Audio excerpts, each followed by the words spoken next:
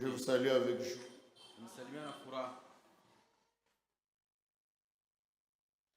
Veuillez vous lever. Nous allons lire la parole de Dieu. Dans Matthieu 13.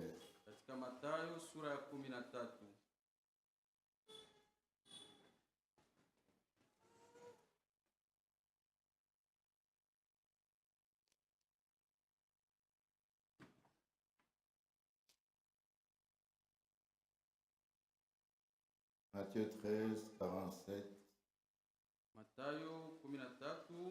Non, 45. 44 même. Jusqu'à 51. Umambile voyez sonner, tous éloignés, kudi bantu. Nakumvalu muluimpene, Yesu akafwila bonso. De muswekuma, Alléluia. De muswekumanya, maluma kwabo.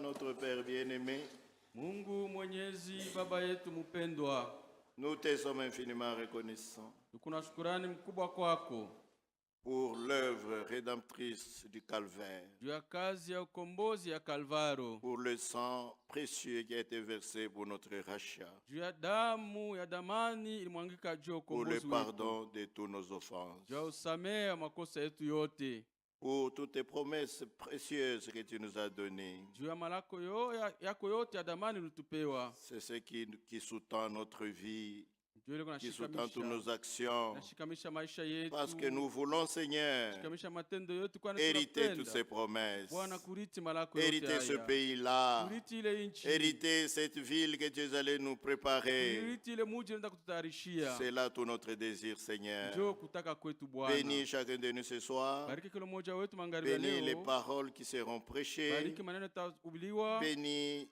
en particulier la lecture de ta sainte parole. Bariki kwa upekee usomi wa neno Nous lako sommes takatifu. déjà bénis en la lisant. Tusha kubarikiwa mkuisoma tu. Et si tu nous en donnes Na l'interprétation, kama unatafsiri hayo, nous serons encore grandement bénis. tutabarikiwa tena zaidi. Sois loué, sois adoré, Seigneur. Usifiwe na ubudiwe Dans Bwana. le saint nom de Jésus-Christ, notre Sauveur. Jina takatifu ya Bwana Yesu Kristo mwokozi wetu. Amen. Amen. Disons. Tusome 44. 14. Le royaume des cieux est encore semblable à un trésor caché dans un champ. Ufalme wa mbingu inafananisha na mali yenye kufichwa katika shamba. L'homme qui l'a trouvé le cache. Mtu anaipata anaificha. Et dans sa joie, Na katika il va furaha vendre yake, tout ce qu'il a et il achète ce champ. Akaenda kuzisha yote anayo na akauza ile shamba. Le royaume des cieux est encore semblable à un marchand qui cherche de belles perles. Ufalme wa mbingu inafananisha tena na mfanyabiashara anatafuta malulu nzuri. Il a trouvé une perle de grand prix Akapata lulu ya bei mkubwa et il est allé vendre tout ce qu'il avait et l'a acheté. na kaenda kuzisha yote aliyo nayo na akauza ile lulu. Le royaume des cieux Ufalme wa est mbingu encore semblable à un filet jeté dans la mer inafanisha vile vile na makila na kutupa katika bahari. et ramassant des poissons de toute espèce. Ikabamba samaki ya kila aina, Quand il est rempli, Na wakati les pêcheurs kajaa, le tirent. mvivu akaikokota.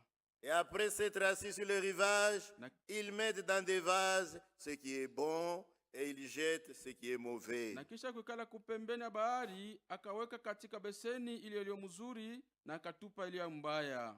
Il en sera de même à la fin du monde. Ndio hivi itakuwa katika mwisho wa Les dunia. anges viendront séparer les méchants d'avec les justes. Wamalaika watakuwa kutenga watu wabaya na wenye haki, Et ils les jetteront dans la fournaise ardente, na watupa katika taniri ya moto yenye où il y aura des kuwaka. pleurs Mule et des grincements mtakayokuwa des dents. kulia na kusaga meno.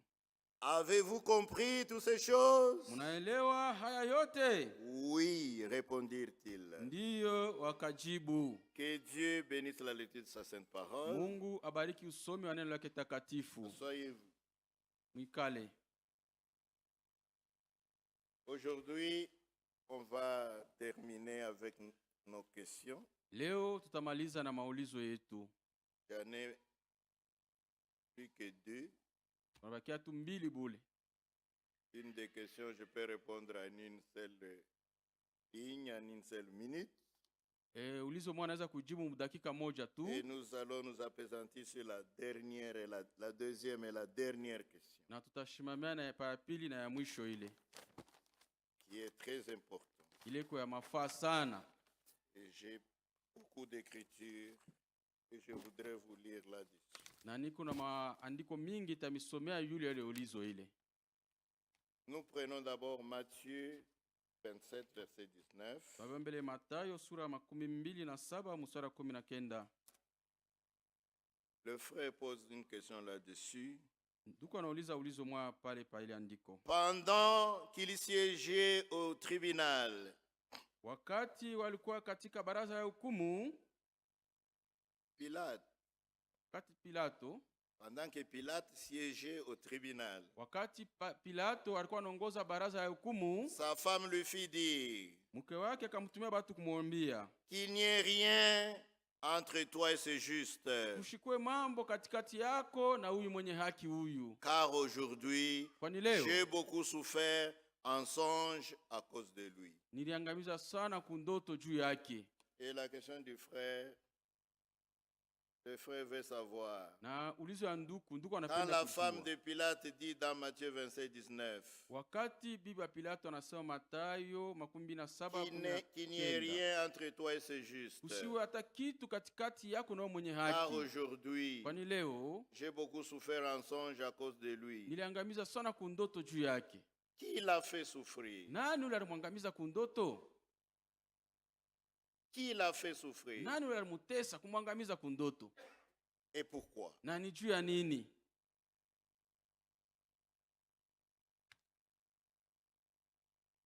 Elle a souffert à cause des choses qu'on lui a montrées dans les songes. Aliteseka kuangamiza juu ya vile vitu alimuonesha mwile ndoto. Il était question de faire mourir Jésus. Ilikuwa ni mambo ya kuisha Yesu. Et Pilate était en train de siéger pour trancher. Na Pilato ndio alikuwa anaongoza baraza ya hukumu juu ya kukata ile mambo.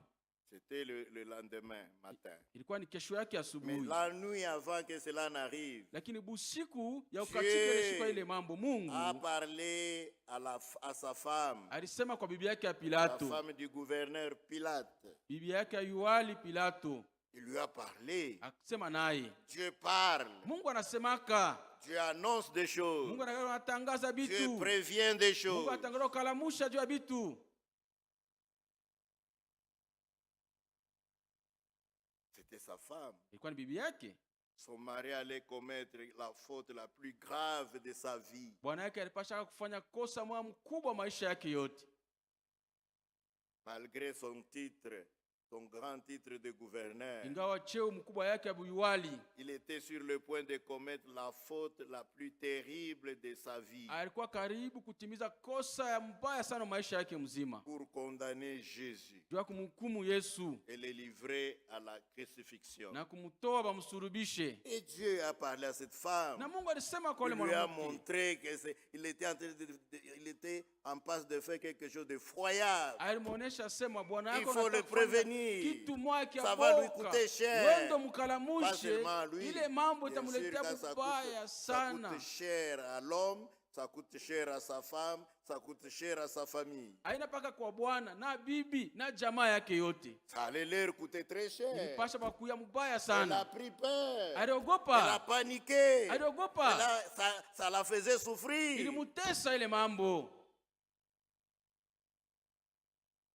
Pendant que Pilate voulait juger, Wakati Pilato alitaka kukata mambo, sa femme a envoyé une petite note, une petite lettre bibi yake anamwandikia kamkanda kaloko avec des soldats sur les chevaux. na baskari C'était en train- pampunda. il venait vite, vite pour qu'il n'arrive pas en retard. Mwende kwa haraka, msichelewe.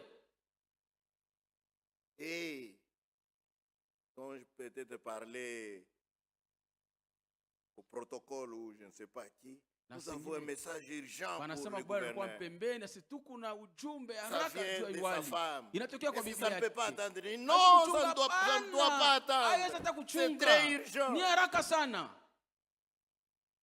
Alors on les a fait passer. Banabapitisha. On lui a donné la note de sa femme. Banapatia kale kamkanda bibi yake. Il était en train de lire. Asoma, Il a écarquillé les yeux. anapika anatonona macho. Si quelqu'un pouvait se permettre de jeter un coup d'œil sur son épaule Kama mtu anaweza kupika kuricho paribeka yake pale. pour lire aussi ce que le gouverneur lisait. Juu asome na bile Yuali alikuwa anasoma, C'était écrit ainsi. iliandikwa hivi. Cet homme, Huyu mtu huyu c'est injuste. ni mwenye haki. C'est le seul homme juste. Ndio mtu tu moya C'est mwenye le seul haki. homme qui n'a pas de péché. Ndio mtu tu moya ule asiye na dhambi. Qu'il n'y ait rien entre toi et lui. Usikwata kitu Ne katikati commets pas yako cette naye. faute. Usipime Laisse kufanya les ile kosa. partir. Umwache ende. Sinon, Kama na vile tu vas payer cher. utaripa kabisa. Vous voyez, Unaona? c'est ça. Ndio ile. C'est le message. Ndio ujumbe ile. Le gouverneur, Yuali il a pris peur lui aussi. na yeye aliogopa. Mais il était entre le marteau et l'enclume. Sasa ye alikosa kya kufanya, alikuwa katikati ya hii ngambo na hii ngambo. Soit libérer Jésus, c'est être contre le peuple. Au amwache Yesu Et juu akosane na et taifa, le peuple a trouvé un argument. na taifa ilikuwa na kia Il dit, kumshitaki. Akasema Si tu le libères, Kama tu n'es unamwacha, pas seulement contre nous. haina tu asema Tu kubwana es shi. contre l'empereur. Huko ndio Tu bubaya es contre na César. mkubwa na Cesar. Parce que cet homme a dit Juu Bwana alisema qu'il est le roi des Juifs. yeye ndio mfalme wa Yuda. Or nous sommes sous le pouvoir de César. Ile sashi On tunasema peut tuko pas reconnaître muongoza quelqu'un Kaisara, d'autre. hatuwezi Vous voyez, kujua tena mtu pour flatter les mwingine. rois. Jutu ya kumbembelesha mfalme bya bongo. C'est ça qui l'a fait souffrir. Njo ile ilimutesa. Est-ce qu'il va accepter? Est-ce qu'il va les libérer? Atachika Ou kumwacha bien il va s'entêter? au atafanya Et kichwa nguvu. ça la faisait Ile souffrir. ilimuteswa naye. Maintenant, Sasa si vous lisez bien, kama unasoma mzuri,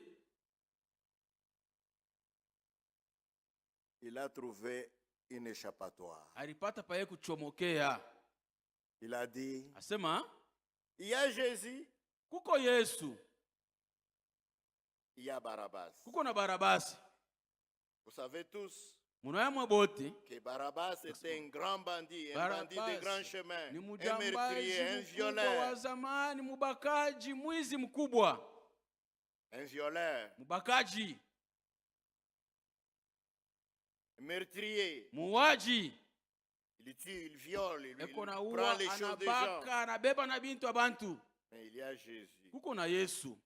Je ne sais même pas pourquoi vous l'accusez. Mishwe na kenye munamushitaki ni juu ya nini? Maintenant, Sasa lequel des deux voulez-vous que je vous relâche? ni nani pa bawili munapenda nimwachilie yeye? Et le peuple Na watu a choisi qu'on leur relâche Barabbas, le meurtrier, le bandit, le violeur, bana chakula babachie ule Barabasi, mwizi, muwaji, mubakaji, plutôt que de relâcher Jésus. kuliko kumwacha Yesu. Et Pilate Na Pilato leur pose encore une question. akabauliza tena ulizo Vous ingine, voulez que je sacrifie Jésus? munapenda nimtoe Mais quel Yesu? mal a-t-il fait? Bubaya bwenye alifanya ni bubaya kani?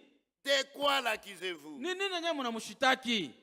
Et ils ne voulaient même plus l'écouter. Abakupenda hata kumshikia. Ils ont crié Banalalamika ensemble bote qu'il soit pamoja, crucifié, asulubishwe, que asulubishwe, son sang damu tombe yake sur nous ituangukie et shie sur nos na enfants. kwa watoto yetu.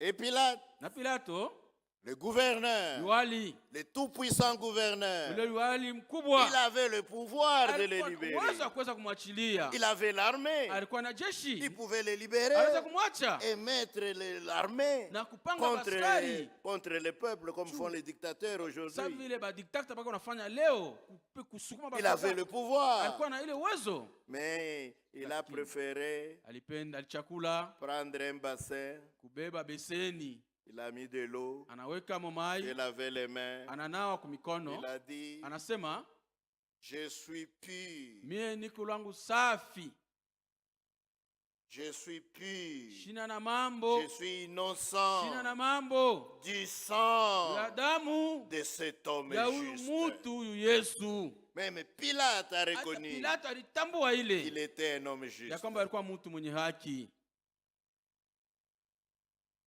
Prenez-les, Mumubebe, tuez-les vous-même. mumuue mwe benyewe. Mais en faisant cela, Na mkufanya vile,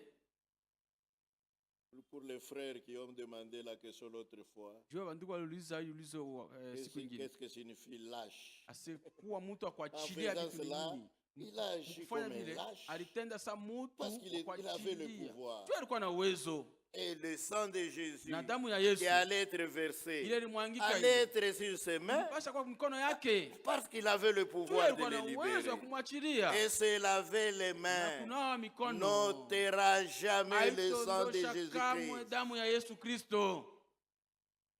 Si vous voulez que le sang de Jésus-Christ soit ôté sur Kama toi, unapenda damu ya Yesu Kristo iondeshe yule yako, il faut l'accepter. inafaa kuitika. Si Pilate l'avait reconnu, Kama Pilato si alimtambua, Pilate, kama devant Pilato tout le monde, mbele ya watu avait bote dit, alisema, moi je crois qu'il est le Fils mimi de naamini Dieu. kwamba yeye ni Je mwana wa crois que Mungu. cet homme Naamini kwamba huyu est mon mtu ndio sauveur. mwokozi wangu. L'histoire de la Bible allait changer. Hadithi ya Biblia ilipasha kubadilika, Mais il a agi en tant que lâche lakini anatenda sa mtu wa kuachilia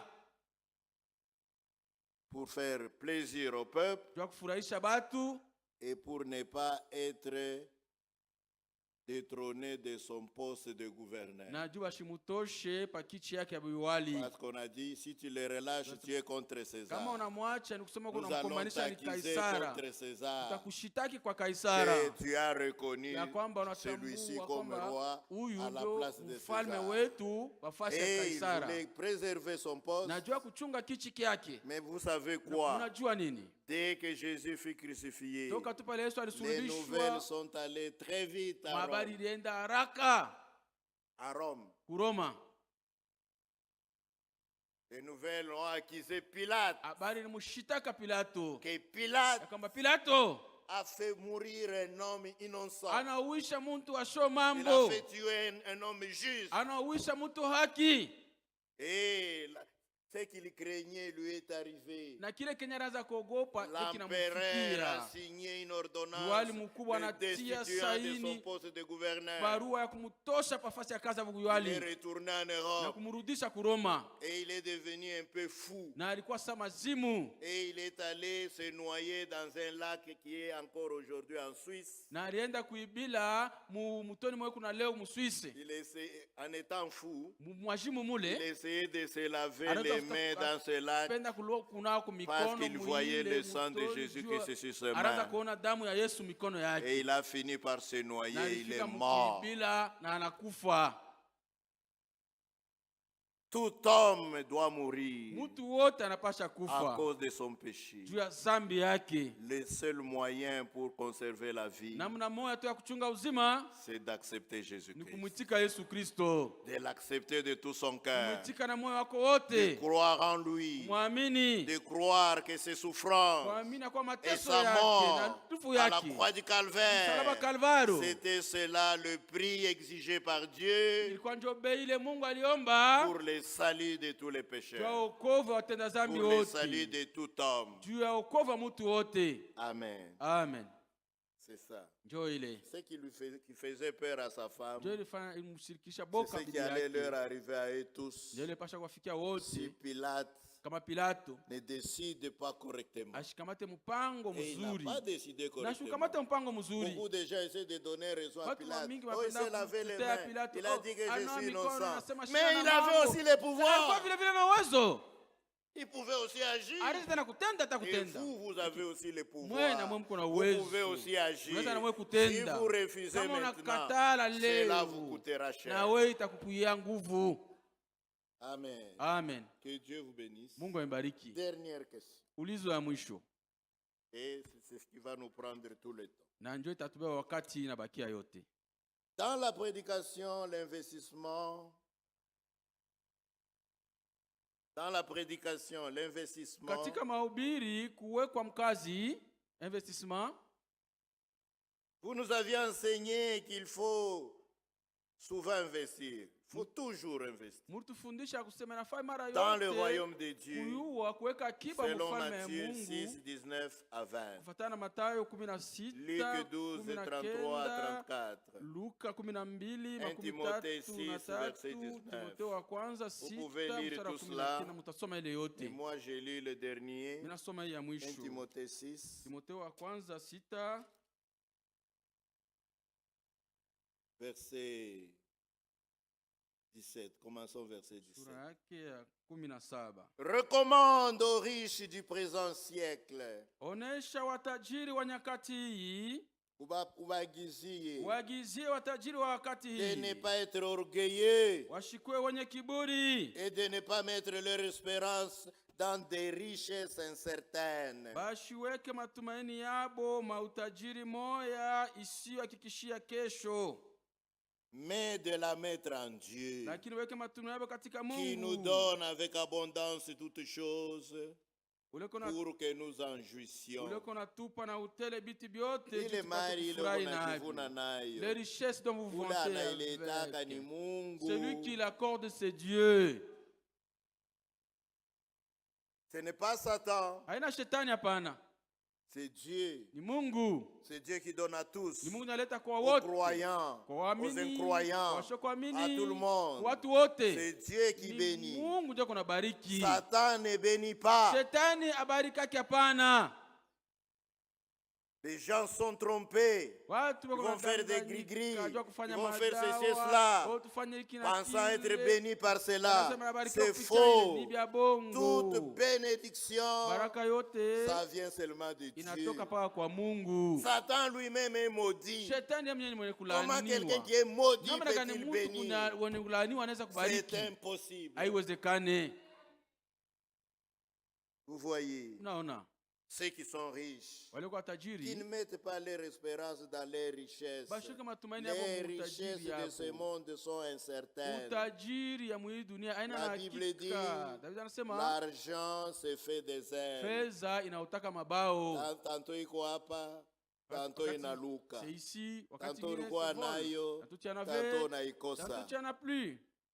L'argent a des ailes. Fedha ina mabao. Ça vole. Na lukaka. Ce sont des richesses Ni incertaines. mali yasiyo hakika. Mais de mettre leur confiance en Dieu, Lakini baweke tumaini yabo qui katika nous Mungu, donne Mungu avec anatupatia, abondance ana toutes utele, choses vitu vyote, pour que nous en ili jouissions. tupate kufurahi navyo. Anakupatia bia mingi. Itedona na abondance. Wewe unaona mubaya kujitoa na we mu ufalme wa Mungu, naona mubaya. Et toi tu vas mal d'investir Même dans le donner une royaume offrande de ici, Dieu. c'est difficile. Hata kutoa huku ni nguvu. Même de faire quelque chose pour le royaume de Dieu, Hata c'est kufanya kitu difficile. fulani juu ya ufalme wa Mungu ni nguvu. Si Dieu ne te les a pas donnés, Kama Mungu ashukupatia si Dieu ne hayo, t'a pas donné même la force de travailler, kama Mungu ashukupatia si nguvu ya Dieu ne t'a pas kutumika donné même ile, la santé pour hata travailler, afya yenyewe juu ya est-ce que tu es kutumika, allé avoir eti ça? unapaswa kuwa na ile mali, Il faut être sage. unafaa kuwa na hekima. Verset 18. Sura 18. Recommandez-leur Waagizie tena de faire du bien, wafanye mema, d'être riches en bonnes wawe œuvres, watajiri katika matendo d'avoir de mema, la libéralité, wapate kuwa na uhuru wa de kukabula la na générosité, kuyua kukabula batu, et de s'amasser ainsi pour l'avenir un trésor placé sur un fondement solide, na wapate mwinam na kujikusanya afin akiba de yenye saisir kuchapa la vie msingi éternelle. ya nguvu, ili wapate kupata uzima wa milele. La seule chose qui est sûre, Kitu moja tu kihakika c'est la vie ni uzima et aussi la mort. na kifo. La mort aussi est certaine. Kifo nayo ni hakika, Ce n'est pas un mystère, la mort. haina siri lufu. Nous la Hapana, vivons tous les jours. tuko naishi lufu kila siku, Dans chaque famille, majamaa yote la mort est toujours là. kifo iko. Donc ce n'est pas quelque chose que non non, Kusema, oh, haina nous ne kitu savons moja, pas. asa Oh, tukijua mutafute hapana. mbele, Oh, oh, mula cherchez couche d'abord. mbele. Oh, allons Non, aller consulter la le mort devin. est aussi certaine que la vie. Kifo Mais la na iko chose la hakika plus mpaka vile essentielle, uzima iko, c'est la vie na éternelle. kitu kya mafaa zaidi sana ni uzima wa milele. Amen. Amen. Ok. Okay. C'est ça que j'avais prêché sur l'investissement. Ndio ile Maintenant. ya kutia akiba. Maintenant, Sasa quelle sera la rétribution de ceux qui ont investi, malipo gani itakuwa juu ya wale walitia akiba yabo mais qui ne sont pas du royaume? lakini abana ba mu ufalme? Ils ont investi leurs biens matériels. Balitia akiba ya bitu yabo, Parfois, ya ils papasa. ont mis cela dans l'église, Male ingine baliweka mkanisa, mais ils n'ont pas investi leur cœur. lakini bakutia akiba Ils ont laissé leur cœur. Ils ont donné de l'argent. Ils ont construit des tabernacles. Ils ont fait beaucoup d'histoires. Mais eux-mêmes, lakini ils bopeke ne se sont pas repentis. Ils n'ont Abakutubu, pas cru. Ils n'ont pas abakuamini, accepté le Seigneur. katika Mwokozi. Quelle sera leur récompense? Sasa malipo yabo itakuwa nini? Dieu travaille selon des lois. Mungu akalaka natumika kufuatana na Toute masheria la yake. nature de Dieu obéit à des lois. Asili yote ya Mungu iko naheshimia Le masheria. soleil se lève toujours à l'est Jua inalamka paka ngambo asubuhi et se couche toujours à l'ouest. na inalalia ngambo magharibi. La loi de Dieu. Sheria ya Mungu. Les ruisseaux Mito coulent toujours de Kuna l'amont teremka. vers l'aval. paka yulu kushuka Ils chini, ne changent pas. haibadiliki hapana. Ils obéissent à des Beko lois. natii La kumasheria. nature de Dieu obéit aux lois de Dieu. Asili ya Mungu iko natii sheria Et ya Dieu, dans Mungu. sa parole, Na Mungu katika neno lake dans Luc katika Luka 6, Luka 6 Luc 6, Luka 6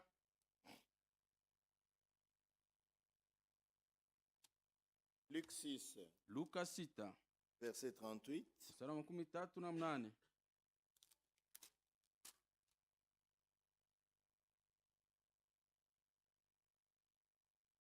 est écrit ceci. Imeandikwa hivi. Donnez. Mukabule. Et il vous sera donné. Namo watamikabula. On versera dans votre sein une bonne mesure, serrée, secouée et qui déborde. Bataweka mtungi yenu kipimo kizuri kenye kuenea na kinajaa. Frère, traduisez la Bible. On versera dans votre sein. Bataweka mkifua yenu une bonne mesure, kipimo kizuri, serrée, secouée et qui déborde. Car on vous mesurera avec la mesure dont vous vous serez servi. Na kipimo kile utapimana nakyo. C'est aussi une loi. Nayo ni sheria. Si vous donnez, kama unakabula, Dieu aussi vous donnera. Mungu naye atakukabula. Dans Galates, il est dit, Galatia wanasema, ceux qui sèment peu, wale wanaotesha kidogo, moissonneront aussi peu. Watavuna vile vile kidogo. Ceux qui sèment beaucoup, wanapanda mingi, watavuna vile vile mingi.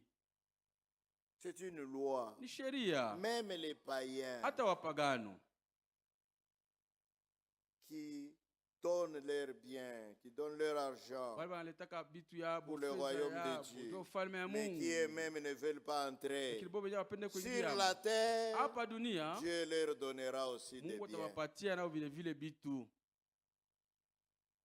Mais donner son argent, ses biens, ses richesses à l'église ne vous donnera jamais la vie éternelle. La vie éternelle, c'est un don de Dieu. C'est un don gratuit de Dieu. On ne peut pas le payer. Ce n'est pas par à force de bonnes œuvres, à force de prier, à force de faire quoi que ce soit, ou de pleurer même. Non, la vie éternelle est un don de Dieu. Jean 3, verset 16. 16. Car Dieu a tant aimé le monde qu'il a donné son Fils unique afin que quiconque croit en lui ne périsse point, mais qu'il ait la vie éternelle. Jésus-Christ est un don donné par Dieu au monde pour être sauvé, pour avoir la vie éternelle. Quand on dit être sauvé, c'est ça, avoir la vie éternelle.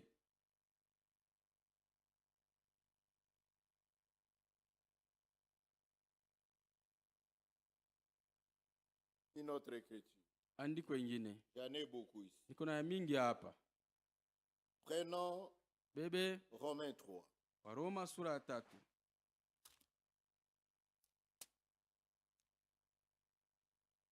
Romains 3. Waroma sura 3. Verset 20. Mstari 12. Commençons verset 19. Tuanze kumstari 19. Or, nous savons que tout ce que dit la loi, elle le dit à ceux qui sont sous la loi, afin que toute bouche soit fermée et que tout le monde soit reconnu coupable devant Dieu. Il n'y a pas moyen d'échapper. Il n'y a pas moyen d'être juste. Si vous êtes juste dans vos œuvres, dans vos actions, vous faillirez dans vos paroles. Il vous arrivera de dire quelque chose de fou. Or, pour chaque péché que vous faites, vous méritez la mort. Pour chaque péché. Le salaire de chaque péché, c'est la mort. Alors, vous conservez bien devant les gens, vous faites ce qui est juste devant les yeux, on dit que vous êtes un saint homme, mais vous faillirez par vos paroles. Comme Jacques a dit, concernant la langue, lisons un peu cela. Jacques.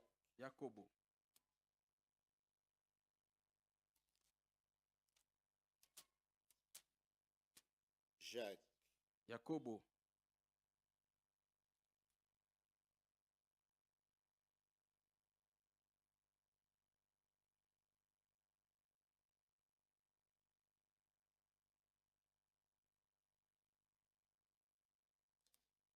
Jacques chapitre 3. Yakobo sura ya 3. Verset 2. Sura pili. Nous branchons tous de plusieurs manières. Si quelqu'un ne branche point en parole, c'est un homme parfait, capable de tenir tout son corps en bride.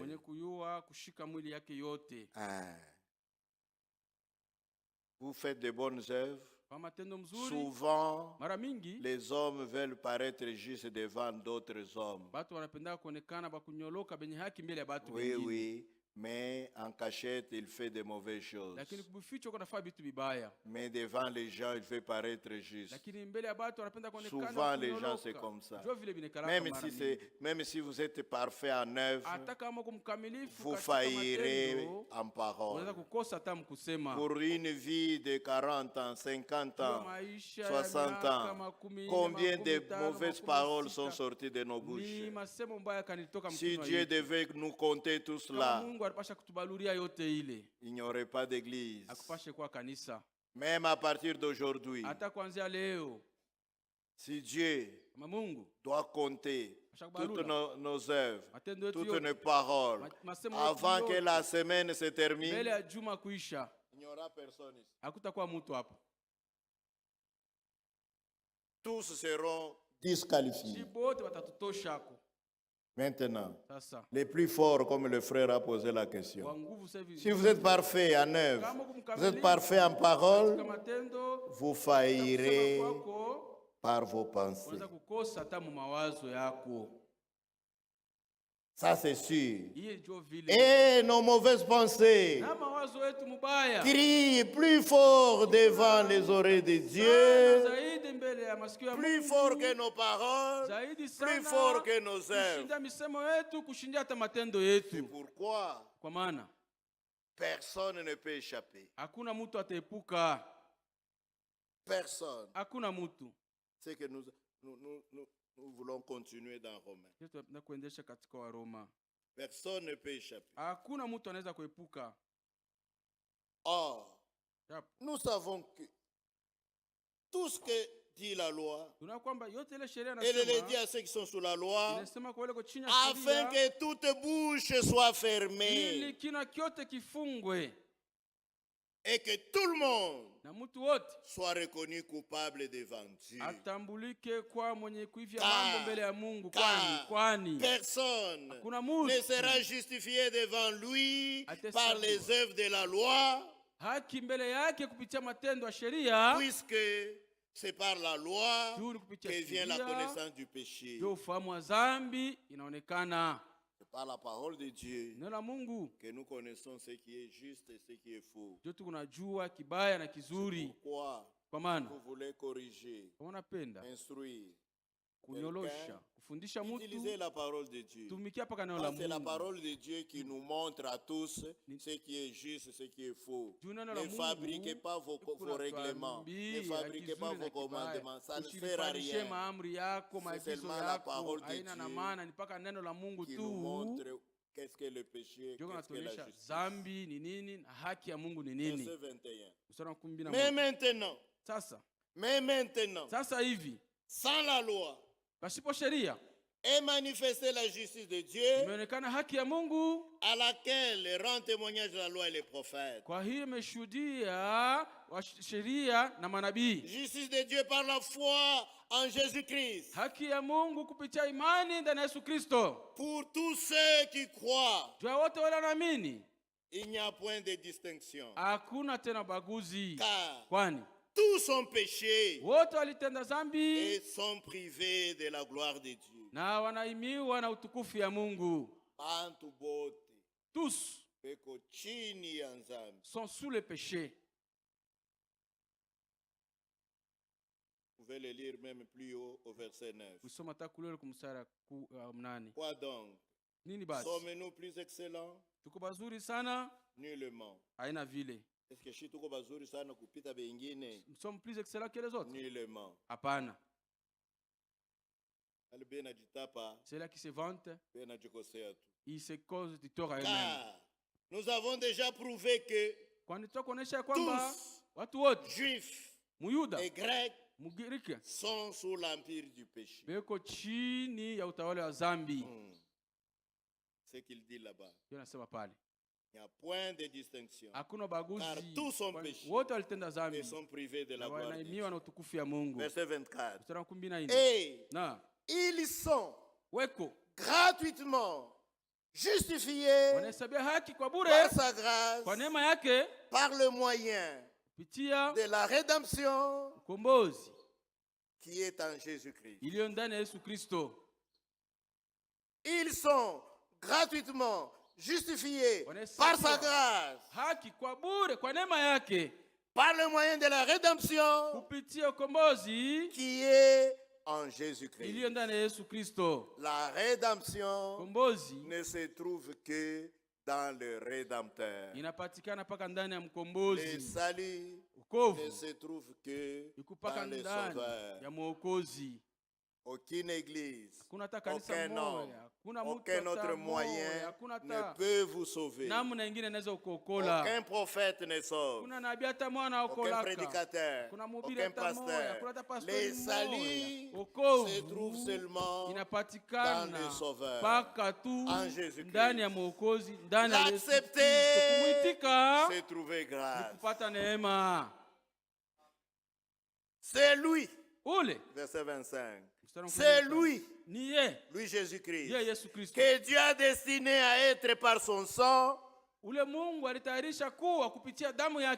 ceux qui croiraient, être victimes propitiatoires,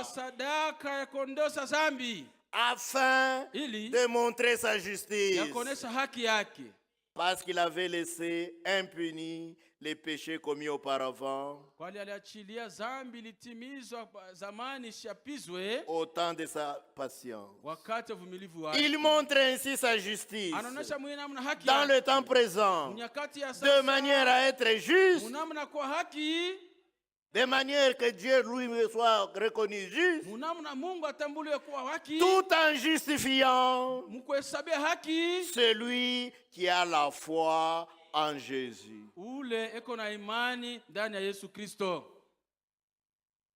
C'est ça. C'est ça. Romains 6. Verset 23. Car le salaire du péché, c'est la mort. Tout péché, même voler du sel dans la saline de maman, c'est un péché.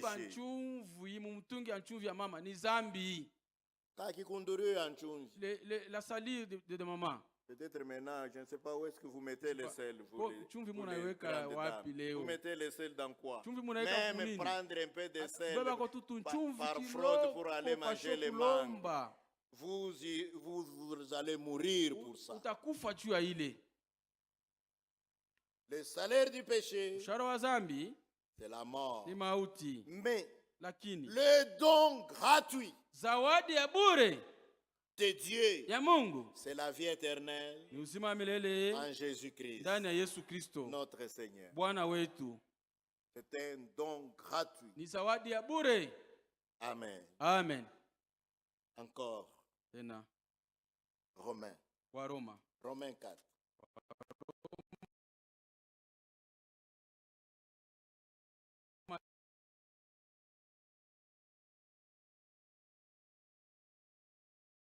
On a encore un peu de temps. Aujourd'hui, frère Isidore, je récupère mes minutes. Parce qu'il faut qu'on termine. Romains 4. Que dirons-nous donc qu'Abraham, notre père selon la chair, a obtenu? Frère, ni Kiswahili sema bien parce que uko mnawe mhubiri kule. Bantu bakushikia Kiswahili bashiki. Que dirons-nous donc qu'Abraham, notre père selon la chair, a obtenu? Basi ya kwamba Ibrahim baba yetu kufuatana mwili alipokea. Si Abraham a été justifié par les œuvres, kama Ibrahimu alihesabiwa kupitia matendo, il a sujet de se glorifier, atapata kitu ya kujitapa nakyo, mais non devant Dieu. Lakini haina mbele ya Mungu, hapana. Hawezi kujihesabia mbele ya Mungu. Tu ne peux pas te justifier devant Dieu. Non. Hapana. Même dans nos prières. Hata maombi yetu. Soyons humbles. Tukweba banyenyekevu Bwana. Unisamehe. Je sais que je n'ai rien fait. Na kwamba sikufanya kitu. Toi tu es juste. Toi tu vois tout. Toi tu connais tout. Pardonne-moi. Même pour les choses que je ne comprends pas. Pardonne-moi. C'est ce que David a dit. Psaume 139. Nous allons revenir.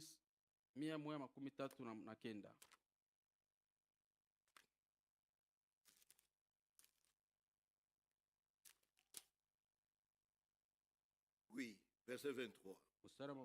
Sonde-moi, ô Dieu, et connais mon cœur. Éprouve-moi et connais mes pensées. Regarde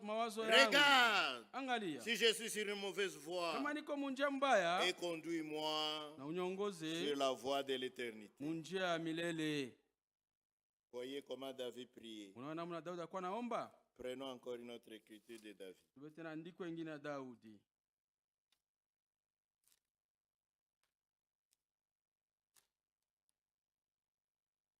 Psaume 19, verset 13. Qui connaît ses égarements? Pardonne-moi ce que j'ignore. Bingine mishiyue ninafanyakanya tu comprendre. Pardonne-moi. Hakuna namna kuyua biote, mais au moins on sait une chose, on va vers celui qui pardonne en s'humiliant, parce que il n'y a pas moyen d'échapper par nos propres œuvres. C'est impossible. Retournons à Romains. Romains 4. Si Abraham a été justifié par les œuvres, il a sujet de se glorifier, mais non devant Dieu. Car que dit l'Écriture? Abraham crie à Dieu et cela lui fit imputer à justice. Mungu akamhesabia haki juu ya imani yake. Juste à cause de sa foi. Or, à celui qui fait une œuvre, le salaire est imputé, non comme une grâce, mais comme une chose due. Mais pour le salut, personne ne peut l'avoir par une œuvre. Ça doit être seulement par grâce. Pour celui qui investit, mais qui ne veut pas entrer dans le royaume, il peut être béni sur la terre, il peut être millionnaire, il peut être milliardaire. Tout cela c'est bien, mais il ne peut pas être sauvé pour cela. Je continue. Et à celui qui ne fait point d'œuvre, mais qui croit en celui qui justifie l'impie. Lakini anaamini ule kunahesabia haki mzalimu. Mtu mbaya. Wa vitendo vibaya. De mauvais actes. Anaamini ndani ya ule. Il croit en celui-là. Anahesabiaka haki babaya. Il croit en celui qui justifie le méchant. Sa foi imani yake lui est imputée à justice. Inamhesabiwa kuwa haki. De même, Paka vile David exprime le bonheur de l'homme à qui Dieu impute la justice sans les œuvres. Daudi anaonesha furaha ya mtu ule Mungu anamhesabia haki bila matendo. Voici comment David avait dit: heureux ceux dont les iniquités sont pardonnées. Heri wale uovu wao wanasamehewa. Haina kusema abakukosa. C'est pas dire qu'ils n'ont pas fauté. Mais Mungu anabahurumia. Mais Dieu les a pardonnés quand même. Banafika ku tribunal. Il arrive au tribunal. Banaba juger. On les juge. Ku tribunal yetu. Notre tribunal ici. Du monde. Bata juger, batafuta ma preuve. On va chercher des preuves. À la fin on dira il est innocent. Il n'a rien fait. Il est acquitté. C'est là sur la terre. Mais là-bas, tout le monde est coupable. Tout le monde est fautif. Mais nous serons acquittés pas parce que nous avons fait de bonnes choses, mais parce que nous avons cru en Jésus-Christ. On va dire, vous avez fait, vous avez fait. Mais parce que vous avez reconnu vos forfaits et vous avez cru en celui qui justifie l'impie, vous êtes acquittés. Alléluia. Amen. C'est ça. David qui a compris ça, il dit: heureux ceux dont les iniquités sont pardonnées et dont les péchés sont couverts. Heureux l'homme à qui le Seigneur n'impute pas son péché. Mungu ashimubalurie dhambi yake. N'impute pas son péché. Haina kusema akufanya. Alifanya. Mais Dieu ne lui impute pas cela. Les châtiments qui nous donnent la paix est tombé sur lui. Dieu te fait payer toi. Il a fait payer cela à Jésus-Christ. Amen. Amen. Maintenant, verset 9. Ce bonheur, le bonheur dont David parle, n'est-il que pour les circoncis? Ou est-il également pour les incirconcis? Car nous disons que la foi fut imputée à justice à Abraham.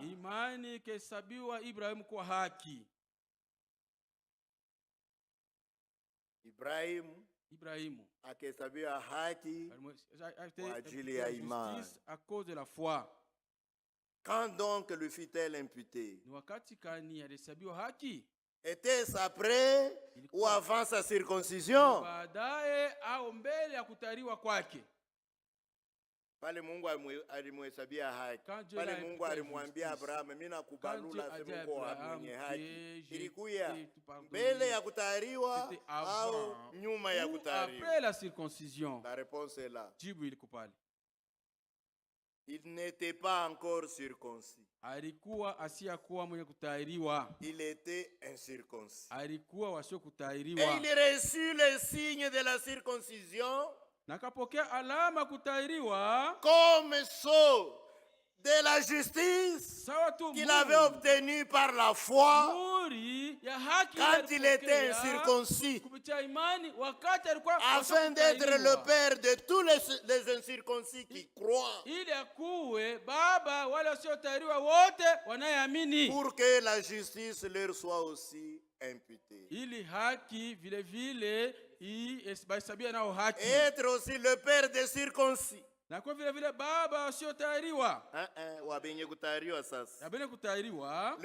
le père des circoncis, qui ne sont pas seulement circoncis, mais encore qui marchent sur les traces de la foi de notre père Abraham quand il était incirconcis. Lakini banatembea munya baba yetu Ibrahimu kupitia imani wakati alikuwa mwenye asiyetahiriwa. En effet, basi ce n'est pas par la loi que l'héritage du monde a été promis à Abraham ou à sa postérité. Haina kupitia sheria ndio urithi wa Ibrahimu ilimurakiwa kwaye na kwa uzao wake. Haina kumabitendo ya sheria. C'est pas par les œuvres de la loi. Mungu arimulaka uriti Abraham. Dieu a promis l'héritage à Abraham. C'est par la justice de la foi. Ni kupitia haki ya imani. Car Kwani si les héritiers le sont par la loi, kama wairiti weko wariti kupitia sheria, la foi est vaine. Imani ni ya bure basi. Et la promesse est annulée. Na malako hainako. Haikuna malako. Il n'y a pas de promesse. Unariti ubitendo yako comme les religions païennes, les mahométans, les bouddhistes et les autres. Ils croient que à force de bonnes œuvres, ils iront au ciel. Ils n'iront pas.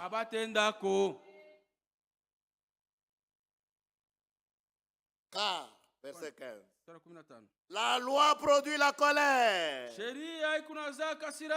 là où il n'y a point de loi, il n'y a point non plus de transgression.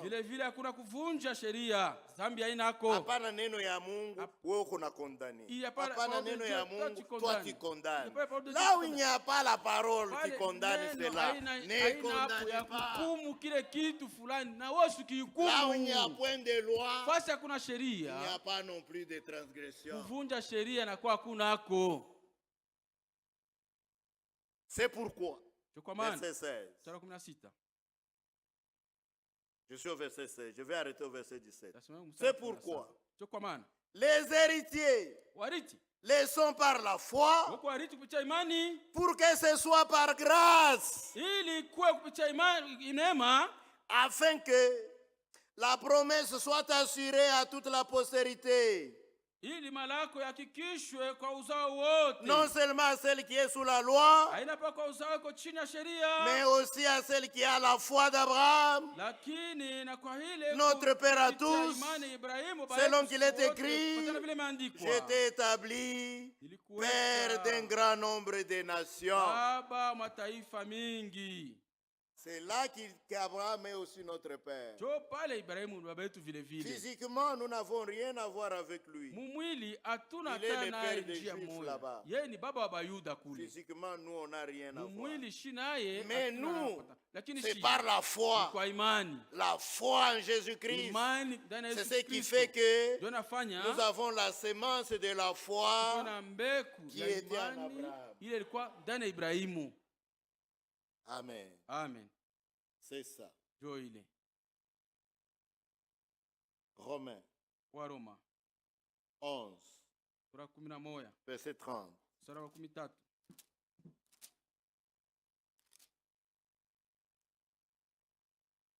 De même que vous avez autrefois désobéi à Dieu.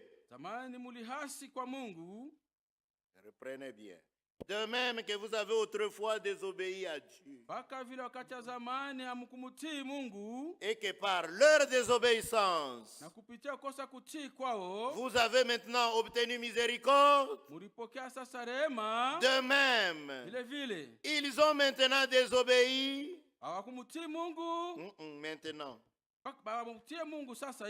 les Juifs, maintenant ils sont dans la désobéissance, afin que par la miséricorde qui vous a été faite, vous les nations, ils obtiennent aussi miséricorde, qui ne comptent pas sur les œuvres de la loi, qu'ils trouvent aussi la même grâce que nous avons trouvée. Car, verset 32, car Dieu a renfermé tous les hommes dans la désobéissance pour faire miséricorde à tous. Jubote baokolewe kwa neema. Hii neema tunaimbaka hii. Ule anaijua ya bia kweli, ule anaipata ya bia kweli, maisha yake itashanja a partir de ce moment. Amen. Amen. Galates 3. Wagalatia sura ya 3.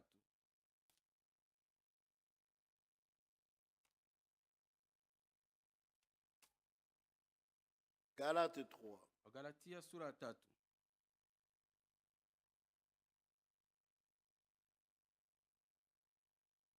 Verset 21. La loi est-elle donc contre les promesses de Dieu? sheria inapikanisha basi malako ya Mungu? Loin de là. Haina vile. S'il avait été donné une loi qui puisse procurer la vie, kama iliweza kuleta sheria inaweza ileta uzima, la justice viendrait réellement de la loi. Haki ilipasha kuwa kweli kweli kupitia sheria. Mais, verset 22. Mais, l'écriture a tout renfermé sous les péchés, andiko liweka vitu vyote ndani ya dhambi, afin que ce qui avait été promis soit donné par la foi en Jésus-Christ à ceux qui croient.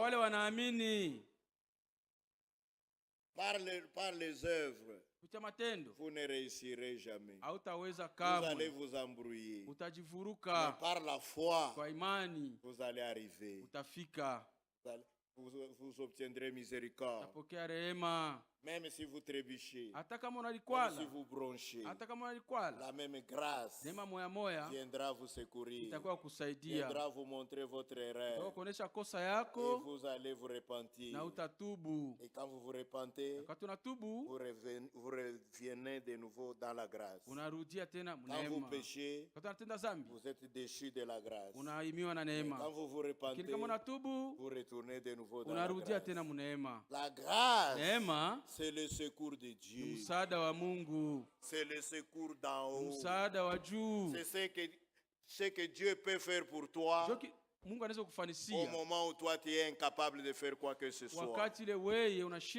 Dieu a tout renfermé sous le péché afin que toute promesse soit donnée par la foi à ceux qui croient en Jésus-Christ. C'est cela le salut. Maintenant, les bonnes œuvres que nous faisons, et nous devons les faire. Nous ne les faisons pas pour être sauvés. Non. Nous les faisons parce que nous sommes déjà sauvés. Et nous les faisons par reconnaissance. Nous sommes reconnaissants à ce que lui a fait pour nous. Nous sommes reconnaissants parce que lui a payé le prix le plus fort qu'aucun homme ne pouvait payer. Parce que tous sont nés d'Adam. Ils sont nés sous le péché. Comment un pécheur peut-il sauver notre pécheur? C'est impossible. Aucun homme ne pouvait nous sauver. Aucun ange non plus ne pouvait nous sauver. Parce que pour sauver l'homme, il fallait le sang. Et les anges n'ont pas le sang. Et Dieu s'est fait homme en Jésus-Christ. C'est en Jésus-Christ qu'il est mort. Il est mort quant à la chair. Et cela a produit le sang. Et le sang était le prix exigé par Dieu. Vie pour vie. Vie pour vie. Si tu pêches, tu dois mourir. Si tu veux être sauvé, tu dois donner la vie. Or, ta vie, c'est la vie d'un pécheur. Comment vas-tu faire? Psaume 49.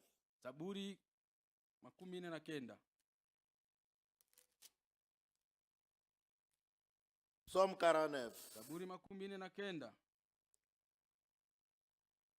Verset 7. Ils ont confiance en leurs biens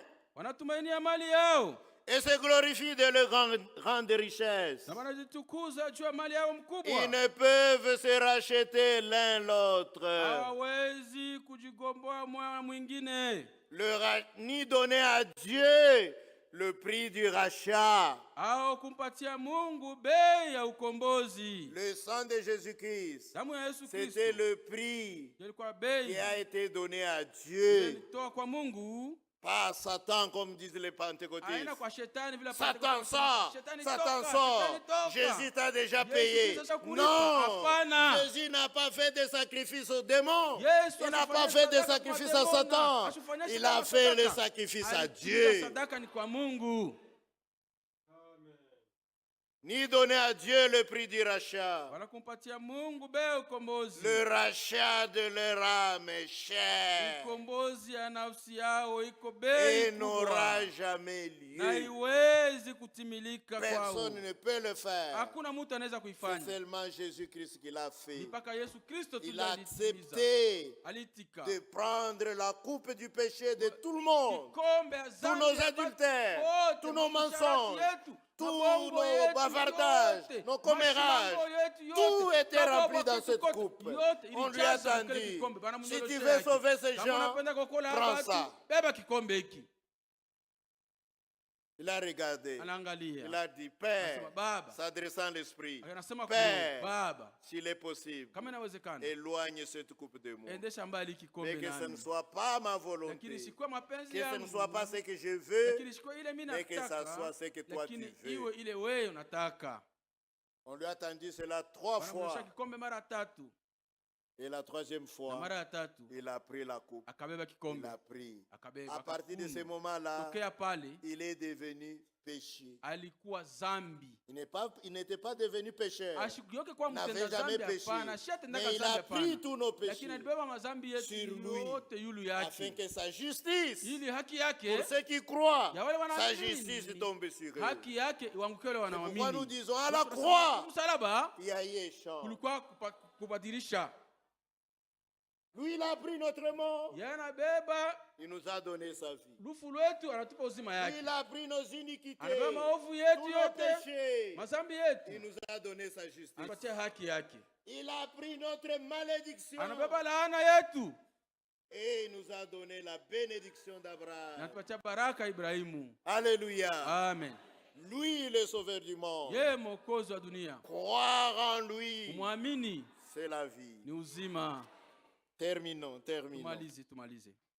Terminons. Jean 3. Jean 3.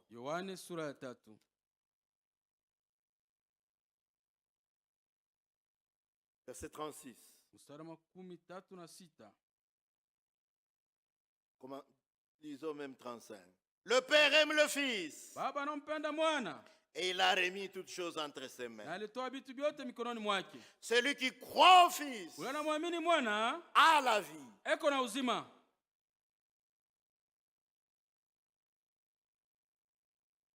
Celui qui croit au Fils a la vie éternelle. Celui qui ne croit pas au Fils ne verra point la vie, mais la colère de Dieu demeure sur lui. Voilà pourquoi il n'y a pas d'enfer éternel. Parce que si un homme pouvait vivre, avoir la vie éternelle dans l'enfer, c'est qu'il a Christ en lui dans l'enfer. Parce que pour avoir la vie, il faut avoir le Fils. 1 Jean. 1 Jean. Chapitre 5.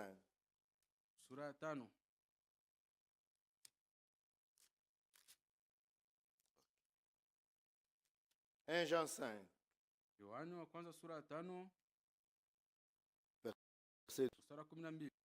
Celui qui a le Fils a la vie. Celui qui n'a pas le Fils de Dieu n'a pas la vie. Voilà celui qu'il faut croire. Voilà celui que nous prêchons. Pourquoi nous nous époumonons, nous transpirons. C'est pour amener tout homme, toute femme devant lui. Si nous réussissons à vous amener devant lui et que vous l'acceptez, notre travail est terminé. Nous avons fait ce que nous devions faire et vous avez trouvé le Sauveur. Cela nous suffit. Mais ce n'est pas nous. C'est lui qui vous sauve. C'est lui qui vous bénit. C'est lui qui fait toutes choses pour vous. Quand vous venez ici, ne venez pas pour nous. Venez pour lui. Venez l'adorer. Venez le louer. Venez lui dire tous vos désirs, tout ce que vous voulez, tous vos manquements, tout ce qui manque à votre vie, à votre foi. Venez à lui. Non, il y a un évangéliste. Oh, il y a ceci. L'évangéliste ne peut rien. Tout ce qu'il peut, c'est vous dire ce que je vous dis ici. Allez à lui. Croyez-le. Recevez-le. Confessez vos péchés devant lui. C'est lui qui vous pardonne de toutes vos iniquités, qui vous guérit de toutes vos maladies. C'est lui. Ce n'est pas le prédicateur. Que Dieu vous bénisse. Nous avons ainsi terminé. Donc, pour répondre clairement à la question du frère, faire des investissements en donnant vos biens, vos richesses à l'église, en construisant des tabernacles, pour faire ceci, cela, ce n'est pas ça. Si vous-même, vous n'investissez pas votre cœur, vous serez perdant. Sur la terre, vous aurez la bénédiction matérielle, mais cela ne vous donnera pas le droit d'aller là-bas. Dieu vous bénisse. Mungu amibariki.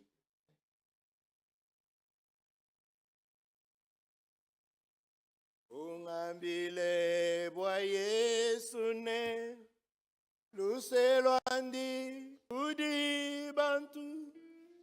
Diminuez un peu la note. Diminuez la note.